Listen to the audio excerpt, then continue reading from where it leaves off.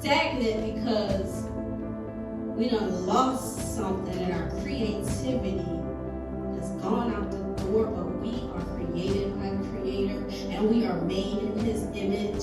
So I always come against when I hear somebody saying I'm not that creative. Because I don't know what your creativity is in, but you cannot look in the mirror, supposed to see a reflection of the Creator and not be creative.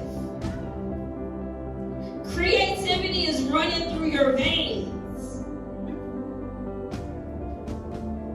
And if you're feeling uncreative, it's of the enemy to cause you to be stagnant, to stay in place, to not move forward.